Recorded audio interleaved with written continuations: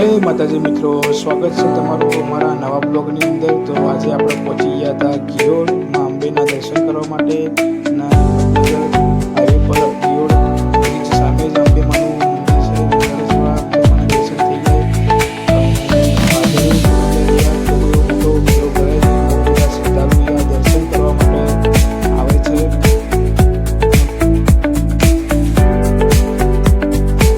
તો આપણે નીકળી ગયા હતા ગિયોડ દર્શન કરવા માટે. ગાંધીનગરથી ગિયોડ આશરે 20 કિલોમીટરની આસપાસ છે. આપણે હિંમતનગર હાઈવે પર ગિયોડ બ્રિજની એક્ઝેક્ટ સામે છે માતાજીનું મંદિર છે. દર્શન કર, ગણપતિ બાપાના દર્શન કર, દર્શન કર. જય ગણપતિ બાપા.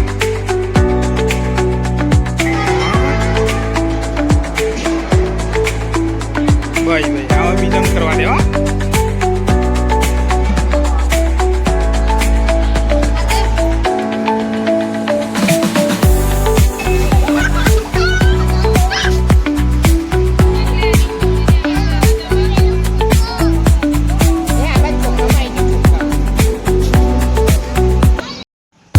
હેલો મિત્રો, જય માતાજી. સ્વાગત છે તમારું મારા નવા બ્લોગની અંદર. તો આજે અમે ગયા હતા ગિયોડ. મસ્ત એવા ગિયોડ અંબેમાના દર્શન થઈ ગયા છે. ગિયોડ પાદરી દર્શન કરવા માટે જાય છે. ગિયોડ ગાંધીનગરથી અંદાજે 30 કિલોમીટરની આસપાસ આવ્યું છે. હિંમતનગર હાઈવે પર ગિયોડ આવ્યું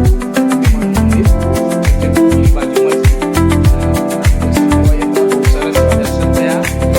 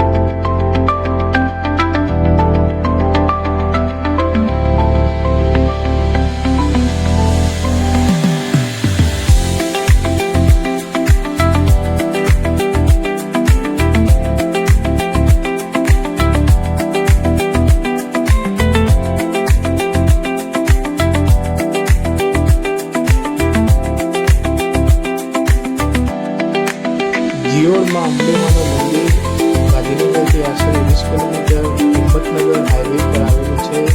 અને ગિયોડ બ્રિજની એક્ઝેક્ટ બાજુમાં જ અંબેનું મંદિર છે. ફાઇનલી આપણે મંદિરે પહોંચી ગયા છીએ. તો દર્શન કરી લઈએ માતાજીના. તમે પણ અમારી સાથે દર્શન કરી લો. નવા નવા વિડીયો જોવા માટે ચેનલને લાઈક કરો, શેર કરો.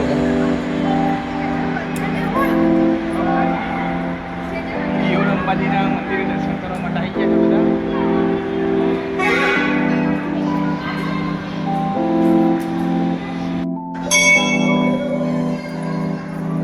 અંબેમાના દર્શન કરી દે. જય મા અંબે.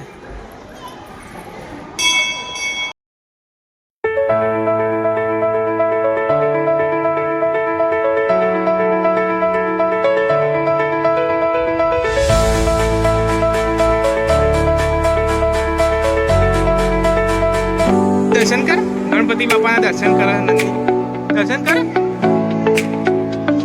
જય ગણપતિ બાપા.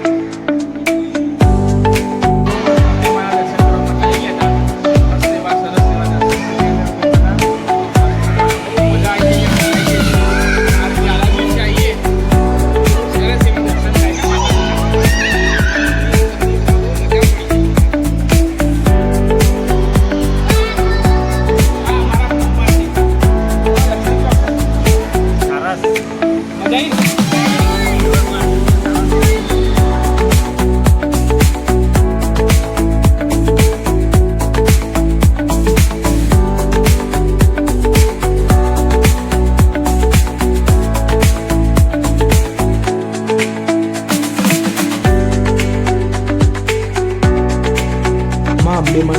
મંદિરની અંદર ભક્તો માટે પણ સરસ એવી સુવિધા અહીંયા શેડ અને પંખા એવી સુવિધાઓ ભક્તો માટે રાખવામાં આવેલી છે. બાળકોને પણ ખૂબ મજા પડી હતી.